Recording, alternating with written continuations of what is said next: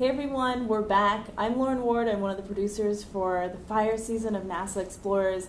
As you know, you've been watching the series, and it's been a long fire season, and Doug has actually been with us almost every step of the way. He's been our main expert, really guiding us through what's going on, and I thought that near here at the end of the year that we could talk with Doug again and sort of recap what's happened. There's been some extreme fires all over the world. In some surprising places for people like us who aren't scientists. Again, thank you, Dr. Doug Morton. It's great to have you back. Sure, I'm happy to talk with it. Awesome. So one of the things that was really surprising for myself, and I think a lot of other people, was that there was a lot of news this year about fires in the Arctic. And that was surprising because I think when we think of the Arctic, we think, oh, it's covered in ice, it's snow. Can you describe why that happened and how that might be related to climate change? So, Lauren, the high latitudes, so we're thinking now about places like Alaska, Canada, Siberia, and then even further north into the tundra, are warming much more rapidly than the rest of the planet. Mm-hmm. So as we look to the way that climate change will create conditions that are hotter and drier, that's where we look first. So this was a year where Anchorage saw record temperatures. Right. At times this summer, Anchorage was warmer than here in Washington, D.C.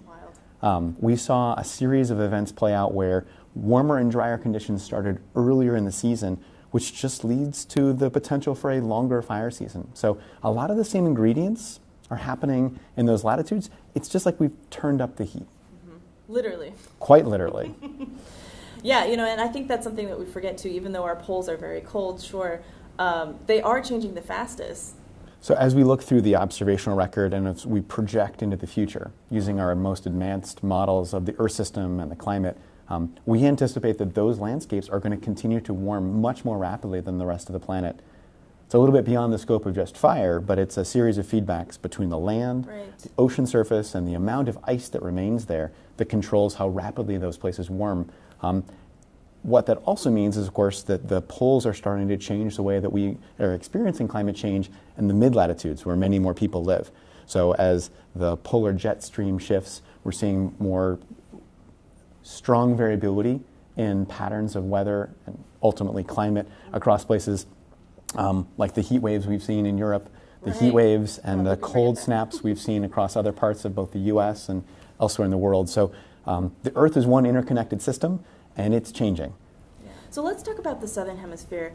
You go to the Amazon many, many times a year. That is your place that you understand the best. We had a lot of fires there as well, but they weren't caused by lightning strikes. They were caused by people. Can you talk about the fire season in the Amazon, how that relates to the past fire seasons, and maybe how that, even though it was caused by people, is also exacerbated by climate change? So the Amazon region is a place where fire is used regularly to clear rainforest and convert it into cropland or pasture for raising cattle.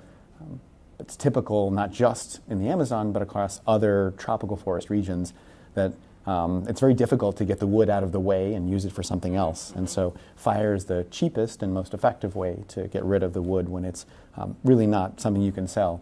I can't sell you wood if you have wood and I have wood. Has no value. Has no value.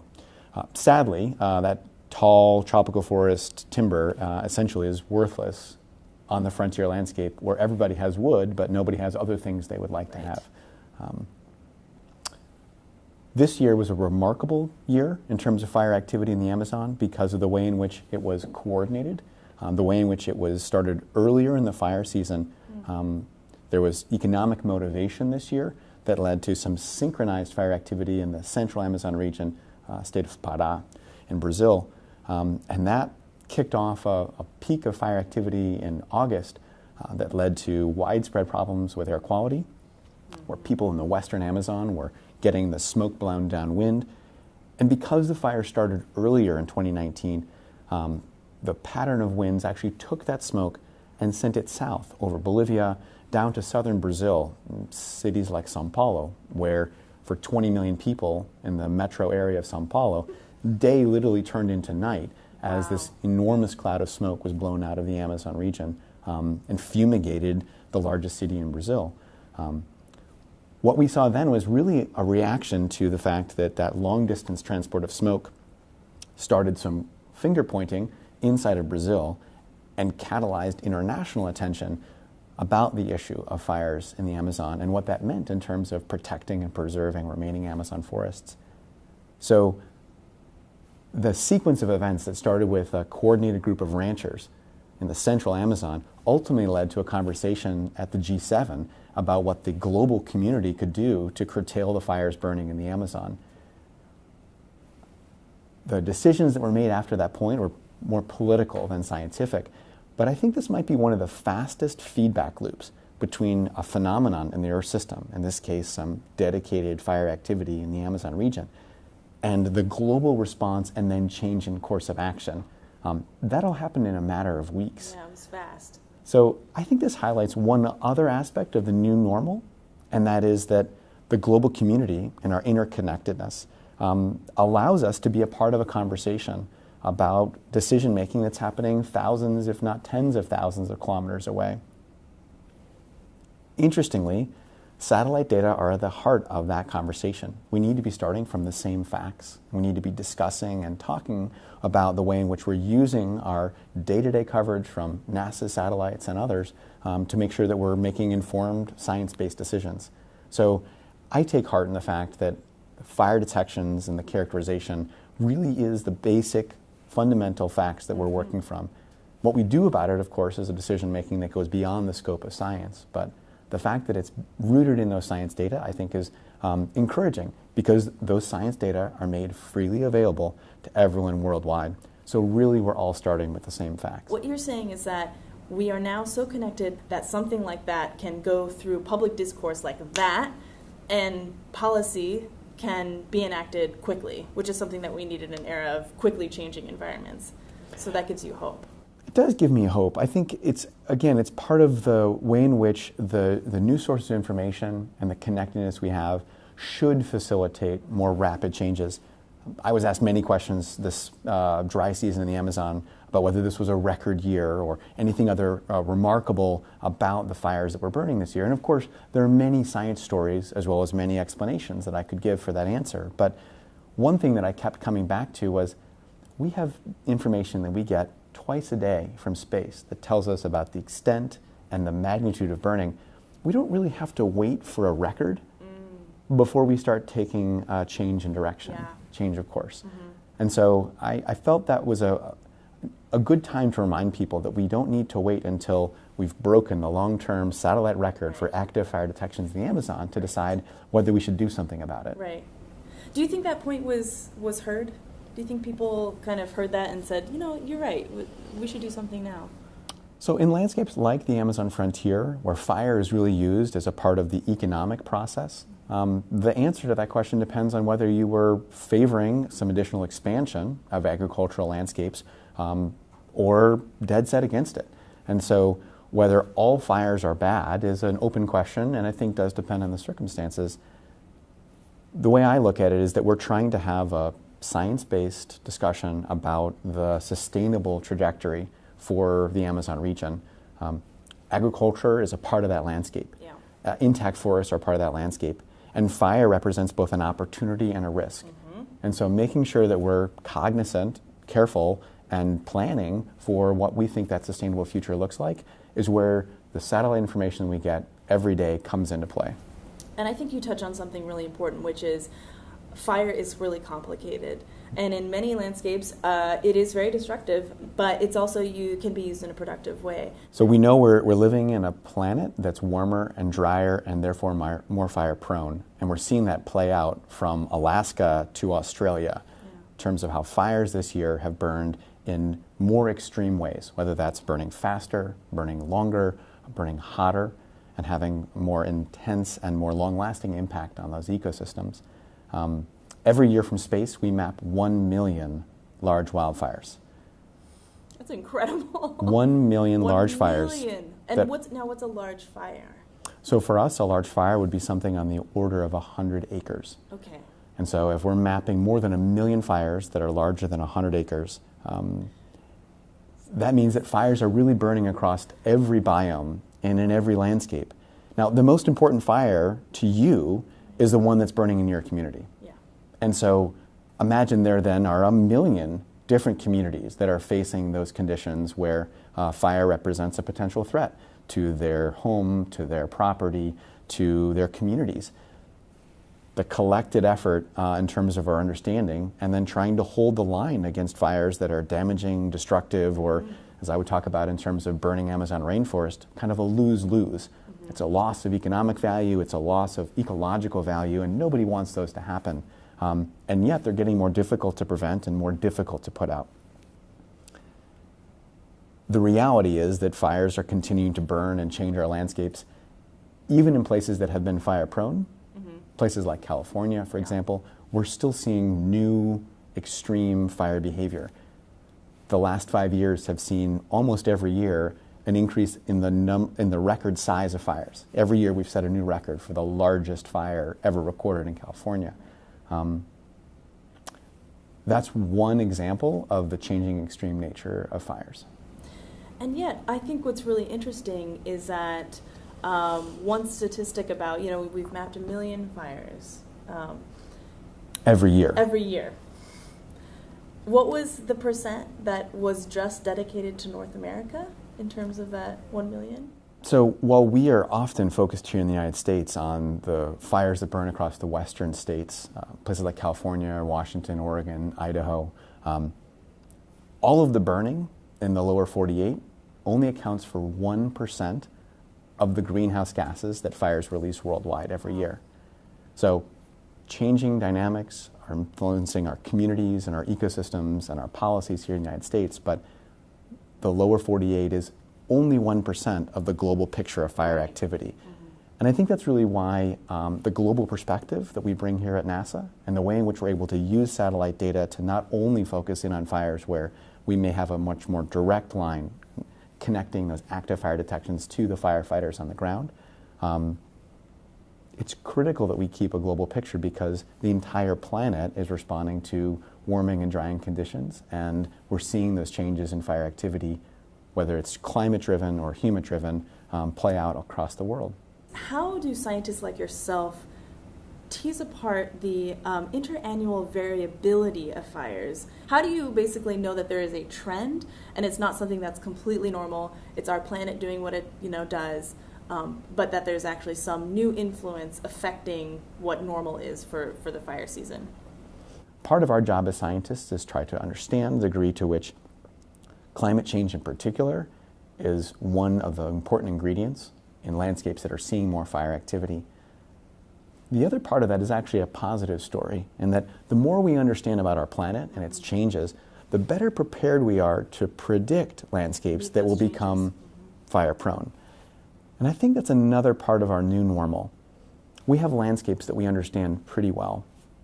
Places like Indonesia that respond almost immediately to the onset of an El Nino event, where the maritime continent is always raining. El Nino brings 2 to 3 months of drought, which allow landscapes that are covered by peatlands in the tropics, tropical forests and grasslands, to begin burning. And the only thing that will put them back out again is when the rains return. So those are landscapes where as soon as we know an El Nino is coming, and today we can predict those 6 to 9 months ahead of time, we know those landscapes are likely to become at greater risk of fire activity. And I do think that that helps managers and decision makers in those locations to take actions to help try to mitigate what could be a severe fire year. Indonesia is one example. Right. The Amazon and other tropical areas also respond to the El Nino cycle.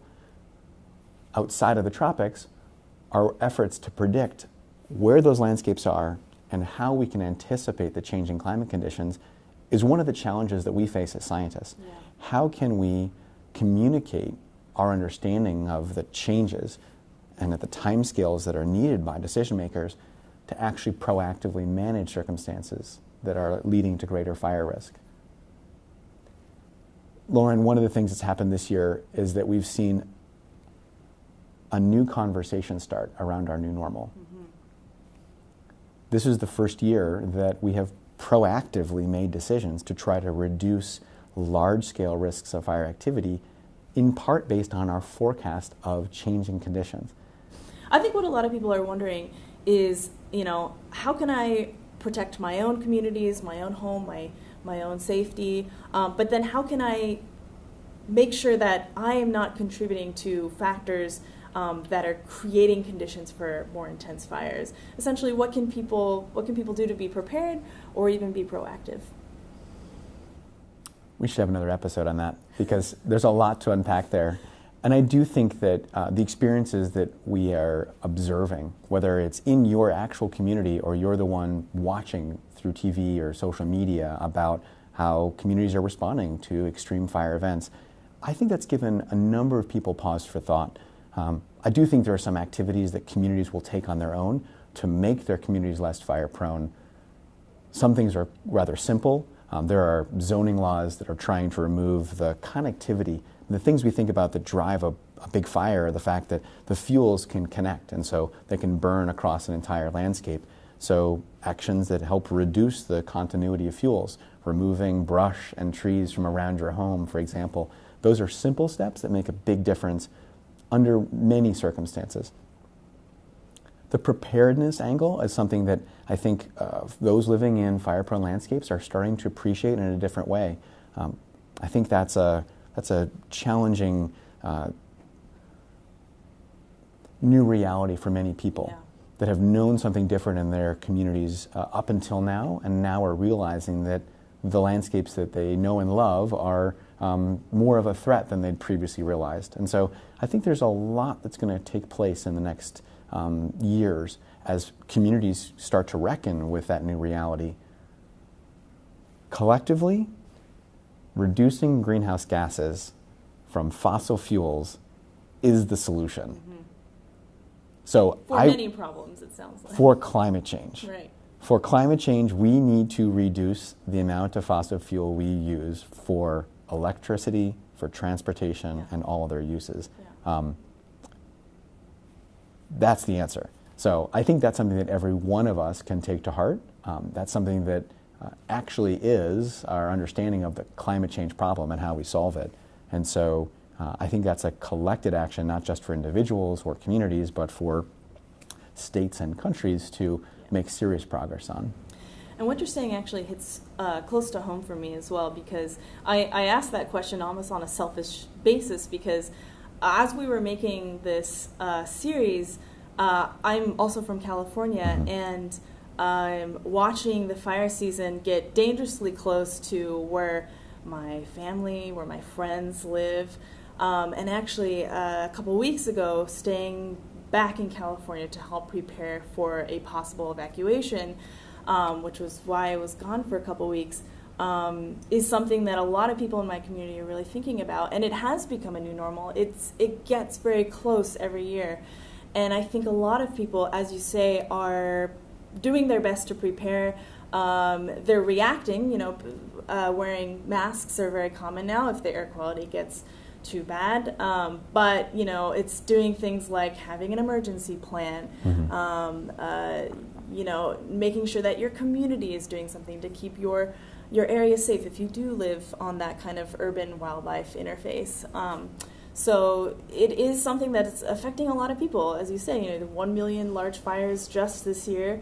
And the thing is, too, even after this series wraps, which, with the conclusion of this sort of bonus episode, it will, the fire conversation doesn't end there. NASA will continue to do its work. You will continue to do your work. You will continue to go to the Amazon and collect data that is then shared freely with the world. And, I think there's something really remarkable about that. And we have to remember that just because the news spotlight or, some kind of media attention isn't on a fire at the moment, it doesn't mean that it's not happening around the world and that people are actively trying to get us to a place where we understand more about it so that we can be more prepared in the future. I agree. I think this is an ongoing conversation. It's a new normal that has both immediate consequences when a fire is burning in your community and long-term impacts in terms of the way in which those fires are going to be changing ecosystems, changing the communities that live in and around them. And it's important to remember that although the spotlight has shifted this year from extreme fires in California to Australia to Alaska to the Amazon, there will be more fires. But when the media spotlight shifts, the fire's not over in those communities. In fact, many of these fires will burn for months. And so the air quality concerns that we focus on initially extend to those communities until the fire is out.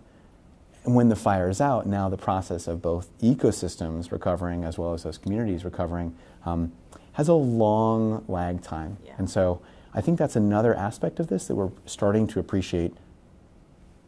The fire emergency isn't just on the day when the fire starts. It's kind of a chronic emergency that's now extended over the time frame from recovery from one fire season and preparations to the next one. But as you say, one thing that I really loved that you know was just a glimmer of hope was that there was nothing particularly, I think, in terms of records. You know, we had plenty of records for the fire season this year, sure, but it's going to continue to be like that every year. We don't need a record to do something, though.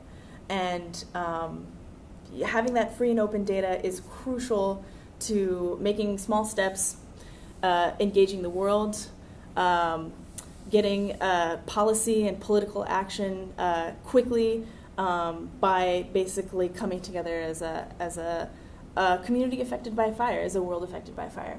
So I think there is some hope to that, just the mobility, the agility in which people can react to these sorts of things. Would you agree with that? I would. I mean, there's an old quip that you can't solve a problem you can't see. And what we do with satellite data is shed light on the problems as we see them. And so by collecting information that from our satellites and distributing that information to decision makers on the ground all over the world, we're helping to be one step in the process of solving these problems. So that's really important to me, and it's a job we'll continue to do. And those patterns will continue to play out in ways that I hope will help scientists like me and my colleagues here at the Goddard Space Flight Center contribute to a sustainable solution for fire as we look at it all over the world. And I think that's a perfect place to end. You know, we've got our people, they're doing the good work. You were part of that, and we could not be more appreciative of that. And so thank you for being with us the entire season, being sort of a North Star for us, helping us understand, you know, complicated themes around fires, global fires, and we love it and appreciate it. So thank you so much, Doug. Thank you, Lauren.